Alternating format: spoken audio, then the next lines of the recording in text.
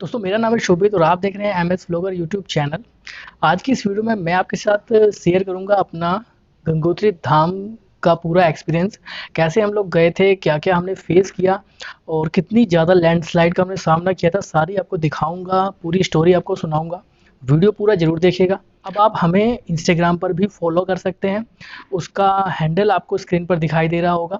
आप इंस्टाग्राम पर भी हमें फॉलो ज़रूर कीजिएगा, क्योंकि आने वाले समय में जब भी हम टूर प्लान करेंगे तो उसकी लाइव अपडेट आपको इंस्टाग्राम पर देखने के लिए मिल जाएगी। तो चलिए गंगोत्री धाम का पूरा एक्सपीरियंस आपके साथ बताता हूँ। वीडियो को ज़्यादा से ज़्यादा लाइक और शेयर कीजिएगा। वीडियो पूरा ज़रूर देखिएगा, ध्यान से सुनिएगा स्टोरी को, आपको बेहद ही मज़ा आने वाला है। बहुत एडवेंचर से भरी हुई थी हमारी गंगोत्री धाम की पूरी ट्रिप।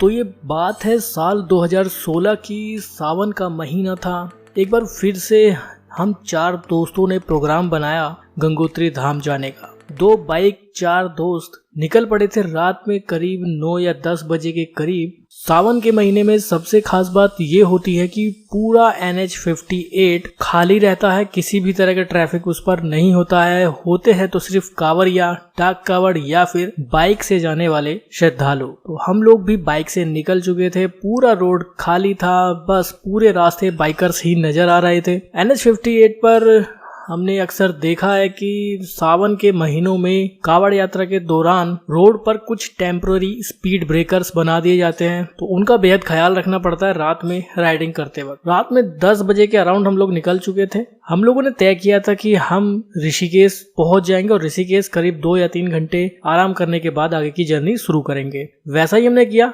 हमारी नॉर्मल बाइक की स्पीड वही 50 या 60 के समथिंग हम रखते हैं, इससे ज़्यादा हम नहीं चलाते हैं। पहला स्टे हमने लिया मुजफ्फरनगर। वहाँ हमने 12:30 या 1 बजे का टाइम था और टी ब्रेक वहाँ पर हमने किया। कावड़ यात्रा के दौरान सबसे खास बात होती है कि हाईवे के सारे ढाबे पूरी रात 24 घंटे खुले रहते हैं। छोटे छोटे टी पॉइंट बने होते हैं, चाय की दुकानें होती हैं, वहाँ हमने चाय पी। दूसरी चाय हमने रात में 2:30 या 3 बजे करीब रुड़की पहुंचने के बाद की। रुड़की में हमेशा की तरह रूट डाइवर्जन था। इस बार हमने रूट डाइवर्जन को फॉलो भी किया था और हम करीब रात में 3:30 या 4 बजे के आसपास ऋषिकेश पहुंचे थे। ऋषिकेश पहुंचने के बाद वहां पर लगे कावड़ियों के एक शिविर में हमने रात को आराम किया। रात को क्या, नेक्स्ट डे मॉर्निंग ही हो चुकी थी, तो करीब 2 घंटे वहां पर हमने आराम किया। बाइक को भी आराम करने की जरूरत होती है, हमें आराम मिले ना मिले, लेकिन बाइक को आराम मिलना बहुत जरूरी होता है, क्योंकि कंटिन्यूअसली बाइक चलाते रहेंगे तो बाइक में किसी भी तरह की प्रॉब्लम हो सकती है। थोड़ी देर हमने आराम किया, अपनी बाइक को भी आराम कराया। सुबह 6 बजे के करीब हम ऋषिकेश में थे, लेकिन मौसम बहुत ज़्यादा ख़राब हो गया था।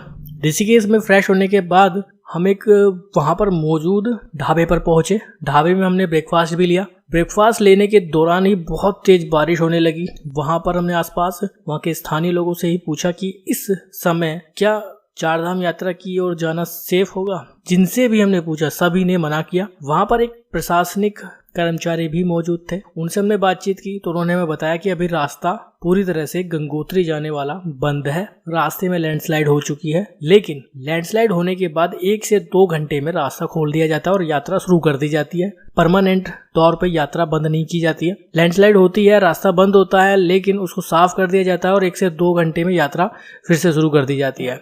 लेकिन बारिश लगातार हो रही थी, डिसीजन नहीं ले पा रहे थे, करें तो क्या करें। फिर हमने डिसाइड किया कि हम गंगोत्री नहीं जाएंगे।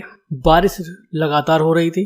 फिर हमने डिसाइड किया कि अब हम यहाँ से ऋषिकेश से मसूरी की ओर चलते हैं। मसूरी 1 या 2 दिन घूमने के बाद वापस हरिद्वार से जल लेकर चले जाएंगे। इन सारे प्रोसेस में करीब 1 से 1.5 घंटा हमने खराब कर दिया। हम सभी लोगों का मन था कि हम गंगोत्री जाएंगे, लेकिन मौसम की वजह से हमारा प्रोग्राम चेंज हो गया। लेकिन उसके बाद एक दुकान पर हम पहुंचे, वहां पर हमने अपनी बाइक से रिलेटेड कुछ एक्सेसरीज ली और उस दुकान वाले से ही हमने पूछताछ की तो उन्होंने हमें बताया कि आप बेफिक्र चले जाइए, रास्ता तो बंद होता रहता है, खुलता रहता है, कोई टेंशन नहीं है। बहुत से बाइकर्स लगातार डेली यहाँ से जा रहे हैं, तो आप भी सेफ साइड जा सकते हैं। फिर हमने डिसाइड किया कि चलिए अब हम मसूरी नहीं जाएंगे, अब हम गंगोत्री की ओर ही जाएंगे। सुबह करीब 8 बजे के आसपास हम ऋषिकेश से गंगोत्री हाईवे पर चल पड़े। उस वक्त थोड़ा बारिश भी थम गई थी। नरेंद्र नगर पहुंच चुके थे हम। नरेंद्र नगर पहुंचने के बाद अचानक फिर से तेज बारिश हो गई। फिर हम एक हाल्ट पर रुक गए। उसके बाद कुछ बाइकर्स गंगोत्री साइड से आ रहे थे, उन्हें हमने रोका और उनसे पूछा कि आगे का रास्ता कैसा है। तो सब ने हमें हरी झंडी मानो दे दी थी। उस वक्त वहां पर एक शॉप से हमने अपने लिए रेनकोट वगैरह ले लिए थे, जो टेम्परेरी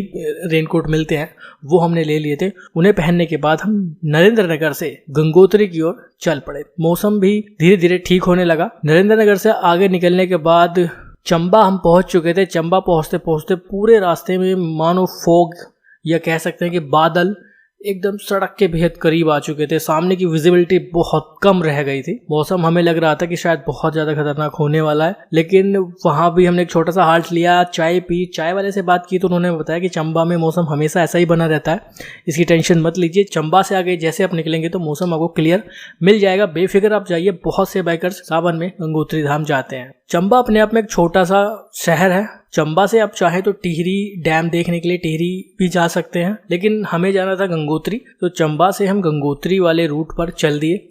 चंबा से बेसिकली एक नहीं 3 अलग अलग रास्ते निकलते हैं। एक रास्ता गंगोत्री की तरफ जाता है, एक रास्ता टिहरी की तरफ जाता है और एक रास्ता चंबा से धनोल्टी होते हुए मसूरी पहुंच जाता है। हम चले गए गंगोत्री वाले रोड पर और चलते गए। उस टाइम हमने ये नहीं सोचा था कि हमें रात में स्टे कहाँ करना है, लेकिन मौसम कभी कभी बीच में गड़बड़ कर जाता था, जिसकी वजह से हमें बार बार रुकना पड़ता था। काफ़ी ज़्यादा टाइम लग गया था और दोपहर के 2 बजे के आसपास हम किसी गांव तक पहुंचे थे। वहां पर एक ढाबे में हमने लंच किया। लंच करते वक्त हमने 1 घंटे का वहां पर रिलैक्स भी किया और उसके बाद हम आगे की ओर चल पड़े। हमने डिसाइड किया कि अगर गंगोत्री नहीं पहुंचेंगे तो जहां तक भी पहुंचेंगे हरसिल या उत्तरकाशी, वहां पहुंचने के बाद हम स्टे करेंगे। ये था हमारा डे 1 और शाम को करीब 5 बजे के आसपास हम उत्तरकाशी पहुंच चुके थे। उत्तरकाशी शहर बहुत शानदार था, बहुत ही ऑसम एक्सपीरियंस हमारा उत्तरकाशी का रहा। उत्तरकाशी में एक बहुत शानदार टनल है, उस टनल से बाइक निकालने का जो मजा है वो बहुत ही ऑसम रहता है। अगर आप उत्तरकाशी कभी गए हैं बाइक से तो आपने भी देखा होगा कि वहाँ की टनल में जब बाइक चलती है तो बहुत मजा आता है। हमने बार बार उस टनल से बाइक निकाली थी और हमने डिसाइड किया था कि आज रात हम उत्तरकाशी में ही स्टे करेंगे। उत्तरकाशी के एक होटल में हमने रूम लिया। रूम का टैरिफ पड़ा हमें मात्र 400 रुपये। 4 लोगों को रुकने की एक ही रूम में परमिशन मिल गई थी। 2 डबल बेड उसमें अरेंज किए हुए थे। मात्र 400 रुपये में उत्तरकाशी के एक शानदार होटल में हमने स्टे किया। फूड फैसिलिटी भी उसी होटल में मिल गई थी हमें। खाना भी बहुत शानदार मिला था, खाने के प्राइसेस भी बहुत ज़्यादा नहीं थे और मेन्यू में सभी वो चीज़ें अवेलेबल थी जो वेजिटेरियन डाइट में नॉर्मली एक आदमी एक्सपेक्ट करता है। सारी चीज़ें अवेलेबल थी। डिनर हमने होटल के रूम में ही किया था। बहुत शानदार हमारा एक्सपीरियंस रहा उत्तरकाशी का। शाम में मौसम भी काफ़ी अच्छा बन गया था। हम वहाँ के आसपास के थोड़ी बहुत जगहों पर घूमने भी गए थे और उसके बाद नेक्स्ट डे रात को स्टे करने के बाद नेक्स्ट डे हम जब उठे तो हमने देखा तो बहुत ज़्यादा बादल हो चुके थे, बारिश लगातार झमाझम हो रही थी। ऐसे में हमें उत्तरकाशी से गंगोत्री तक पहुँचना था और उत्तरकाशी से गंगोत्री की बीच की दूरी लगभग 100 किलोमीटर है। रास्ते में कुछ ऐसे पॉइंट्स हैं जो लैंडस्लाइड जोन है, जैसा कि हम पहले ही जान चुके थे। वहाँ उत्तरकाशी में ही हमें लोगों ने बता दिया था। उत्तरकाशी से करीब सुबह को 8 या 9 बजे के आसपास हम लोग निकले थे जब थोड़ा बारिश रुक गई थी। उत्तरकाशी में होटल में ही हमें बाइक की पार्किंग भी मिल गई थी, कोई अलग से पे हमें नहीं करना पड़ा था। सुबह को करीब 9 बजे के आसपास हम उत्तरकाशी से गंगोत्री की ओर रवाना हो गए। होटल से हमने चेकआउट कर दिया था, लेकिन हमने ये तय किया था कि हम गंगोत्री दर्शन करने के बाद वापस शाम तक उत्तरकाशी आ ही जाएंगे। 100 किलोमीटर जाना था, 100 किलोमीटर वापस आना था, 200 किलोमीटर की जर्नी थी और हमें गंगोत्री धाम पहुंचना था, दर्शन करने थे और वापस आना था। ये हमने टारगेट बनाया था। हमने वैसा ही किया। सुबह करीब 9 बजे के आसपास हम उत्तरकाशी से गंगोत्री को रवाना हो गए। रास्ता बहुत शानदार था, बहुत ही शानदार व्यू हमें देखने के लिए मिले। चारों धाम की अगर बात करें तो बद्रीनाथ धाम में व्यूज बहुत अच्छे देखने के लिए मिलते हैं। गंगोत्री धाम जाते हुए बहुत शानदार व्यू देखने के लिए हमें मिलते हैं। तो वो सारे व्यूज को हम एंजॉय करते हुए, फोटोग्राफी करते हुए, वीडियोग्राफी करते हुए हम आगे बढ़ते गए। आगे करीब दोपहर को 1 बजे के आसपास एक गांव पड़ा गंगनानी नाम का। गंगनानी जब हम पहुंचे थे तो वहां पर लैंडस्लाइड हो रही थी। रास्ता रोका हुआ था, जैसे कि आप वीडियोस में देख रहे हैं। वहां के स्थानीय प्रशासन की तरफ से रास्ता बंद किया हुआ था, रोका हुआ था। लैंडस्लाइड हो रही थी। काफ़ी देर हमने वहां पे वेट किया। हमारे साथ साथ बहुत सारे बाइकर्स वहां पर इकट्ठा हो गए थे। तब तक करीब 1.5 से 2 घंटे वहां पे हमें इंतजार करना पड़ा। तब तक बाइकर्स की वहां पर लाइन लग गई थी। जैसे कि अब सभी लोग जानते हैं कि सावन के महीने में गंगोत्री धाम बहुत सारे बाइकर्स जाते हैं। सब लोग पीछे एक के पीछे एक खड़े होते गए, इंतजार करते रहे, देखते रहे कि लैंडस्लाइड कैसे लगातार ऊपर से पत्थर नीचे आ रहे थे। हर हर महादेव के जयकारे लगातार वहां गूंज रहे थे और करीब 2 घंटे तक हमने वहां वेट किया। 2 घंटे बाद उन्होंने रास्ता खोला और उसके बाद हम आगे जा पाए। तो इस तरह से करीब हमें वहां पर 2 से 3 बज चुके थे, लेकिन उसके बाद हमने डिसाइड किया कि अब हमें नहीं रुकना है। तेजी से हर्षिल को पार करते हुए हम गंगोत्री धाम पहुंच चुके थे। गंगोत्री धाम पहुंचने के बाद बाइक हमने लगाई, फ्री पार्किंग में ही अपनी बाइक को लगाने के बाद धाम के अंदर पहुंच गए। वहां पर हमने देखा गंगा नदी बहुत तेजी से प्रवाहित हो रही है। वहां पर हमने सोचा कि अभी पहले स्नान करेंगे, उसके बाद प्रसाद लेंगे, प्रसाद लेने के बाद मंदिर में चढ़ाएंगे, दर्शन करेंगे और उसके बाद देखते हैं क्या होता है। तो वैसा ही हमने किया। गंगोत्री में हम स्नान करने के लिए जैसे ही पहुंचे घाट पर, तो कुछ लोग वहां पहले से ही नहा रहे थे, लेकिन नहाते वक्त का मैं अपना एक्सपीरियंस बताऊं आपको, जो गंगा जल था उसका टेम्परेचर शायद माइनस में था, पता नहीं क्या था। बहुत ज्यादा ठंडा पानी था, बहुत ज्यादा ठंडा पानी। मैं इतने ठंडे पानी में पहली बार अपने जीवन में नहाया था, लेकिन गंगा नदी में नहाने का जो एक्सपीरियंस था वो बहुत शानदार था। इतना ठंडा जल से नहाने के बाद मानो शरीर में एक अलग से एनर्जी आ गई थी, सारी थकान मानो उतर गई थी। गंगोत्री के गंगा जल में नहाने के बाद हम लोगों ने प्रसाद लिया। प्रसाद लेने के बाद हम गंगोत्री धाम में मुख्य मंदिर में दर्शन करने के लिए पहुंचे। दर्शन हमारे बहुत बढ़िया हुए। सावन के महीने में सबसे खास बात होती है कि दर्शन बहुत बढ़िया होते हैं, बहुत ज्यादा भीड़ वहां नहीं रहती है। दर्शन किए, फोटोग्राफी की, वीडियोस बनाई, सब कुछ हमने किया, एंजॉय किया। और इन सब प्रोसेस में करीब हमने 2 घंटे लगा दिए थे। वापस से फिर मंदिर से नीचे की वापस आने लगे। रास्ते में हमने वहाँ के मार्केट को भी एक्सप्लोर किया, कुछ छोटी मोटी खरीदारी भी की। लंच हमने गंगोत्री धाम में ही किया था। लंच वहाँ पर हमें दिया गया। एक थाली की कीमत थी वहाँ पर 100 रुपये, जिसमें 4 रोटियाँ, चावल, दाल, एक सब्जी और सलाद दी गई थी। खाना बढ़िया था, कोई प्रॉब्लम नहीं थी। सभी चारों दोस्तों ने वहाँ पर खाना भी खा लिया।